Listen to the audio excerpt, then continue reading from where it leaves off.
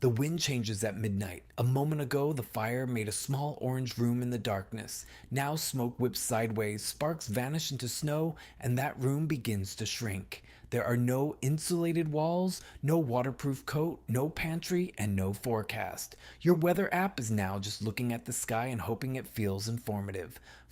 First, your fingers lose feeling, then small jobs become clumsy. A knot, a torn covering, one damp bundle of fuel, each mistake takes longer just as your judgment begins to slow. And surviving this night only earns you the privilege of facing the next one. That is the contradiction. Humans are mostly hairless primates whose lineage began in warm climates, yet people spread into landscapes where winter could punish exposed skin within minutes. How did a mostly hairless tropical primate survive the Ice Age? The answer kept changing. It was not one heroic invention. It was a portable system built from body heat, coverings, shelter, fire, food, movement, memory, and other people. Remove any one part, and the circle of warmth starts shrinking again. Start with the body. Humans can shiver, narrow blood vessels near the skin, burn more energy, and carry some insulating fat. But a heat loss study by Jesus Rodriguez and colleagues modeled Middle Pleistocene winters in Western Europe and found that plausible anatomical and physiological adjustments alone were not enough at many cold sites.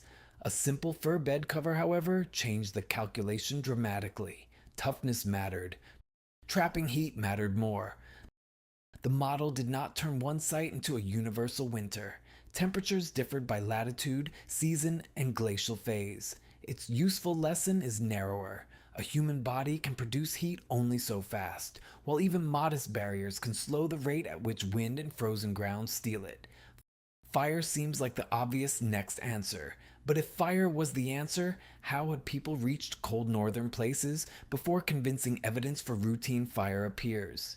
Archaeologist Catherine MacDonald's review found that occupation of temperate Eurasia substantially predates the clearest regional evidence for regular fire use. That does not prove every earlier camp was flameless. Ash and charcoal disappear easily. It does mean fire cannot carry the whole story by itself. And once fire was common, what happened when the fuel was wet, scarce, or simply gone? A useful fire needs something dry to burn, protection from wind, attention through the night, and sometimes a way to preserve embers while moving. The miracle comes with a maintenance department. From roughly 400,000 years ago, the archaeological signal of fire becomes much more visible across large parts of Africa and Western Eurasia. Fire could warm, cook, light the dark, and help work materials. But even this stronger technology depended on knowledge and cooperation. Someone gathered fuel, someone protected it, and someone noticed when the sparks were dying.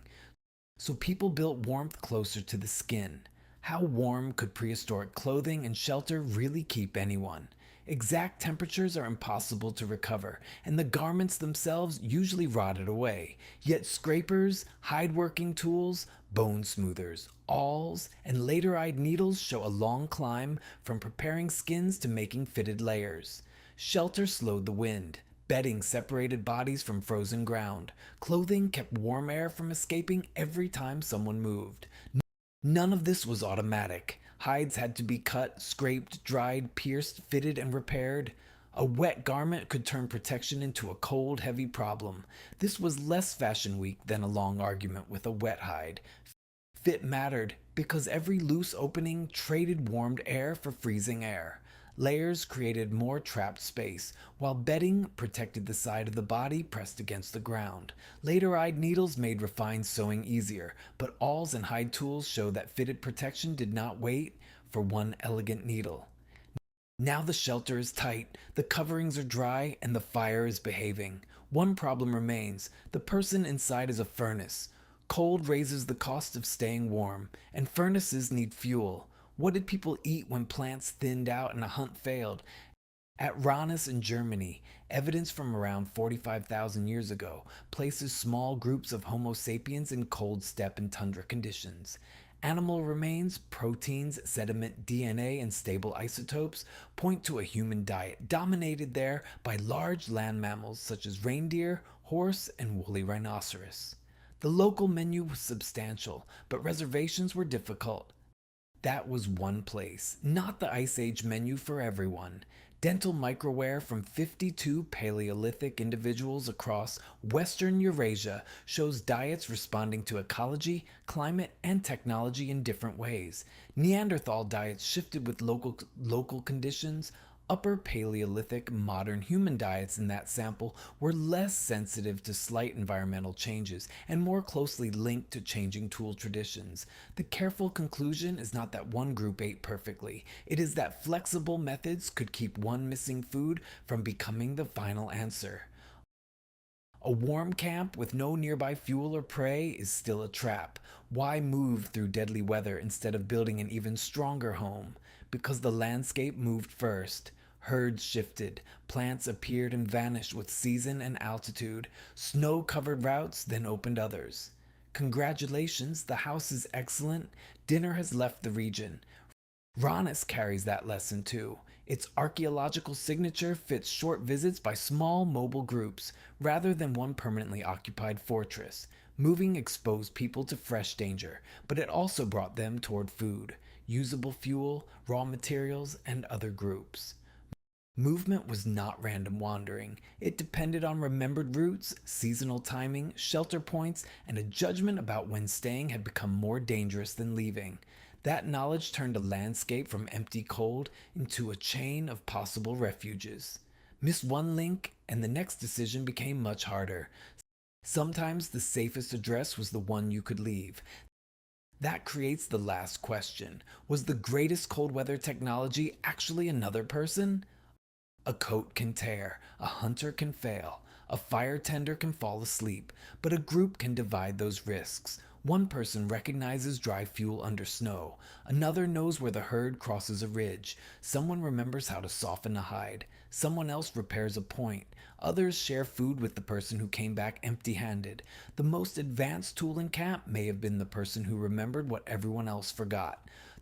The broad spread of fire related practices by about 400,000 years ago suggests that hominin populations met often enough to pass complicated skills across large regions.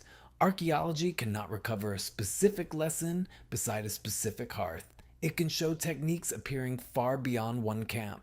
Knowledge survived because it traveled through people, and people survived because knowledge did not have to be invented again after every storm. That made survival cumulative. Children did not have to rediscover winter from scratch, and one mistake did not erase the whole library. So every open question leads to the same reversal. Fire helped, but it needed fuel and care. Clothing and shelter trapped heat, but they demanded materials and repair. Food powered the body, but resources shifted. Mobility found new opportunities, but movement was dangerous. Cooperation made each imperfect solution more reliable. The circle of warmth never became unbreakable. It became portable. The Ice Age never became warm. Humans just learned how to carry warmth with them.